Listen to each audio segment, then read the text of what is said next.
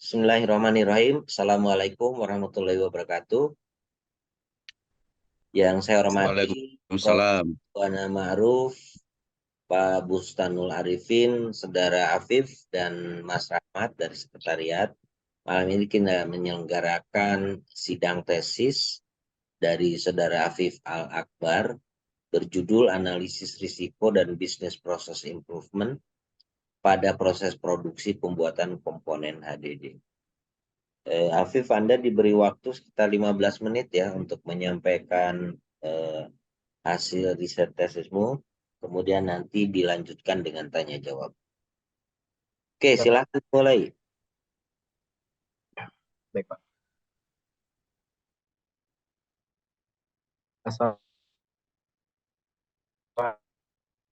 Assalamualaikum warahmatullahi wabarakatuh.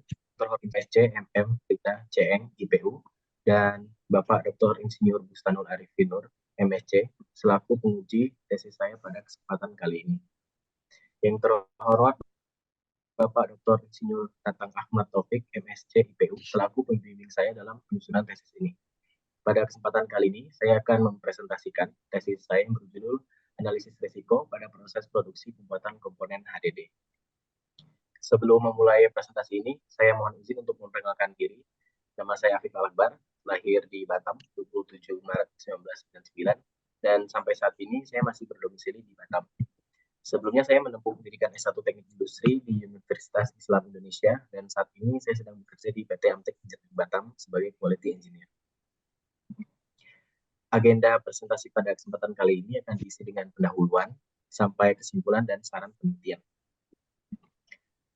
Memasuki agenda pertama yaitu pendahuluan. Penelitian ini dilatar belakangi oleh evaluasi tahunan terhadap jumlah produk reject di PT XYZ yang tercantum pada grafik berikut, di mana dapat teridentifikasi bahwa terdapat salah satu produk yang memiliki presentasi reject tinggi, yaitu mencapai 80% berdasarkan... Kalau dengarnya terputus-putus ya, Mas? Kurang keras, Afif. Oke, Ya. Pak. Selain itu, produk LS juga memiliki biaya scrap yang tinggi apabila dibandingkan dengan produk lainnya di mana kerap melebihi KPI yang telah ditetapkan oleh perusahaan, seperti tercantum pada grafik scrap cost berikut. Berdasarkan arahan dari dosen penguji pada proses seminar proposal lalu, penelitian ini akan menyempitkan ruang lingkup dengan lebih berfokus pada mitigasi risiko reject produk. Oleh karena itu, rumusan masalah pada penelitian ini adalah apa saja proses yang berpotensi menyebabkan reject pada produk LS. Yang kedua, bagaimana cara mitigasi mode kegagalan proses produksi produk LS di PT XYZ. Dan berdasarkan rumusan masalah tersebut, maka tujuan penelitian ini adalah yang pertama, menganalisis proses yang berpotensi menyebabkan reject pada produk LS menurut nilai RPM dari analisis PFMIE. Yang kedua, merumuskan cara mitigasi mode kegagalan yang dapat dilakukan untuk meningkatkan proses bisnis di PT XYZ. Manfaat penelitian untuk internal perusahaan itu diharapkan dapat memberikan manfaat berupa dapat terkontrolnya biaya scrap produk di bawah KPI perusahaan dan menjaga nama baik perusahaan melalui terkontrolnya kualitas produk yang akan dikirim kepada pelanggan. Untuk bidang keilmuan, penelitian ini diharapkan dapat memberikan manfaat berupa pemanfaatan metode proses failure mode and effect analysis atau PFMEA dalam industri manufaktur yang bergerak di bidang stamping dan pemanfaatan untuk dikembangkan oleh penelitian selanjutnya. Memasuki agenda selanjutnya yaitu kajian pustaka dan dasar teori. Penelitian ini akan dilaksanakan pada perusahaan berbasis stamping yang merupakan sebuah proses di mana terjadi pengubahan bentuk fisik dan geometri suatu material besi melalui punch dan juga cutting menjadi potongan 3 dimensi yang lebih kompleks. Secara umum, stamping diawali dengan proses decoiler, kemudian melewati proses pelumasan, dan yang terakhir adalah proses stamping itu sendiri. Proses kedua yang akan diamati pada penelitian ini adalah proses machining yang berfungsi untuk menghasilkan produk akhir dengan ukuran, bentuk, dan kualitas permukaan yang diinginkan melalui proses pemotongan dengan tingkat akurasi yang tinggi. Dibandingkan proses stamping, machining memiliki keunggulan berupa tingkat akurasi yang tinggi sehingga dapat mencapai ukuran dimensi yang diinginkan dengan lebih mudah. Dasar teori yang digunakan pada penelitian ini adalah manajemen risiko, yaitu proses identifikasi, penilaian, dan prioritas risiko. Diikuti dengan keterlibatan sumber daya untuk menangani baik meminimalkan, penghindaran, dan memantau dampak dari peristiwa yang tidak menguntungkan. Metode yang akan digunakan pada penelitian ini adalah Failure Mode and Effect Analysis atau FMEA, yang merupakan metode sistematis untuk memetakan mode kegagalan, efek, dan penyebab sistem teknis pada suatu produk atau proses.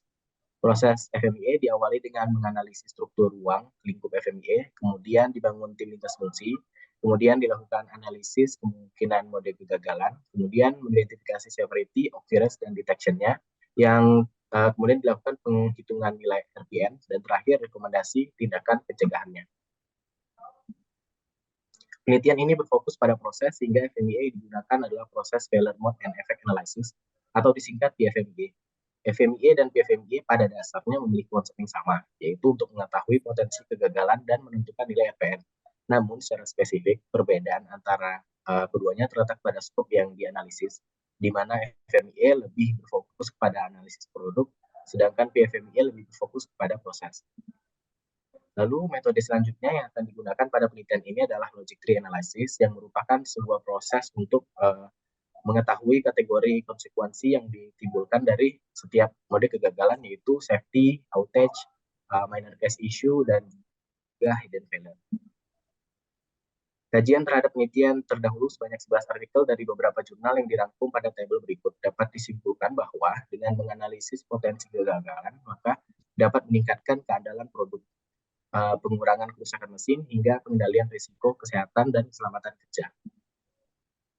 Penelitian didesain secara kualitatif dengan sumber data yang diperoleh melalui narasumber.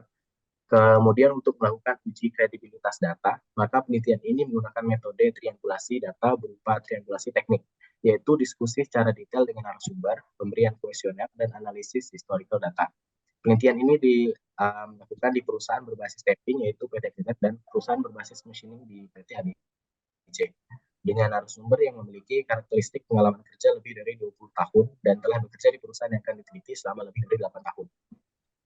Alur penelitian ini dimulai dengan identifikasi mode kegagalan dan nilai severity, occurrence, dan juga detection-nya. Kemudian analisis RPN dan LTA, perumusan mitigasi, dan diakhiri dengan kesimpulan dan saran. Selanjutnya hasil dari penelitian.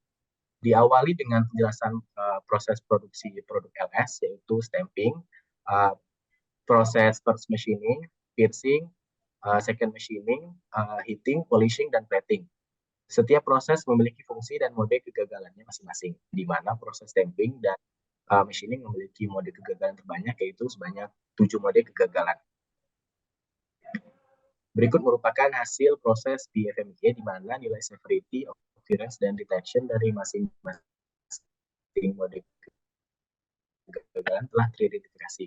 Juga telah di proses stamping dan first machining, nilai RPN tertinggi berada pada F8 sebesar 180, yang merupakan proses first machining. Pada proses stamping juga terdapat nilai RPN yang tinggi melebihi 100 poin, yaitu F4 dan juga F2.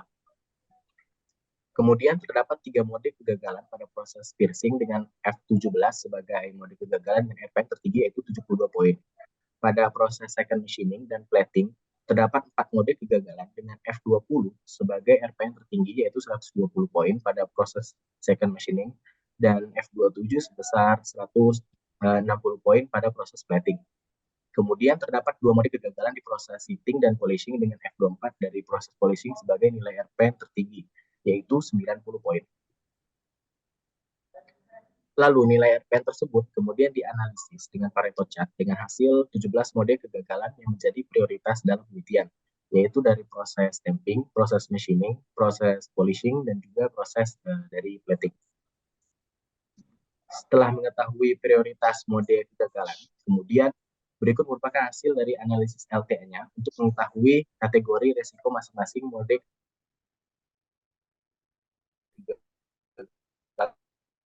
prioritas. Hasil merupakan kategori safety dan risiko outage.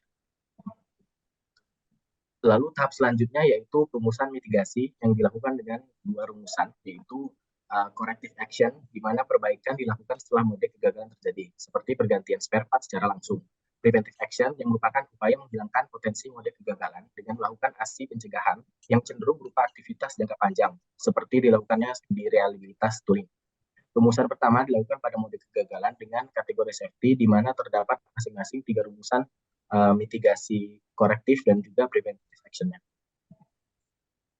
Selanjutnya rumusan mitigasi untuk kategori outage. Hal yang sama juga dilakukan seperti pada kategori safety, di mana masing-masing mode kegagalan dirumuskan mitigasi korektif dan preventive action. Berikut merupakan implikasi manajerial pada penelitian ini. Yang pertama, temuan akan potensi kondisi tooling yang kurang memadai sehingga dapat mengakibatkan potensi kegagalan proses. Oleh karena itu, respon manajerial yang diharapkan berupa pemberlakuan pengecekan tooling secara berkala dengan penanggung jawab tim production dan tooling. Yang kedua, temuan berupa analisis reliabilitas tooling untuk menghindari adanya kegagalan proses. Sehingga respon manajerial yang diharapkan adalah dilakukannya studi reliabilitas perkakas yang digunakan pada proses produksi sehingga dapat diajukan prereq checking yang tepat. Program ini akan dipertanggungjawabkan oleh proses engineering team. Selanjutnya, temuan bahwa proses stamping memiliki potensi lebih besar untuk mengakibatkan kegagalan proses, sehingga respon manajerial yang diharapkan adalah untuk menyediakan kebutuhan suku cadang dengan berfokus pada proses stamping. Dan temuan terakhir berupa potensi keselamatan kait akan potensi keselamatan kerja tersebut. Selanjutnya merupakan akhir dari uraian presentasi ini, yaitu kesimpulan dan saran.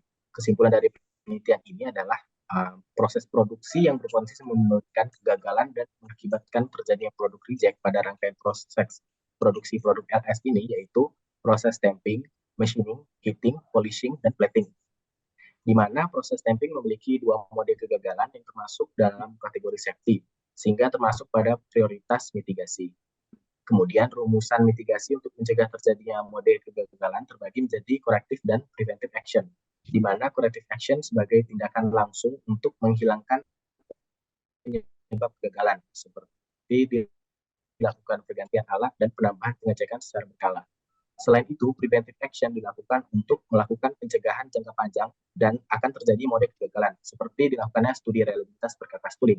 Dan temuan penting pada penelitian ini akan dilakukan dengan melibatkan proses owner, proses engineering, dan occupational safety team. Terakhir, saran untuk penelitian selanjutnya berupa evaluasi hasil penelitian setelah dilakukan proses perbaikan dan aplikasi pada industri lainnya untuk mengetahui variasi hasil penelitian dan menambah penemuan pada bidang keilmuan mendatang. Sekian uraian tesis saya sebagai salah satu proses akhir dalam pendidikan Magister Manajemen dan Teknologi di kampus ITS ini. Saya ucapkan terima kasih.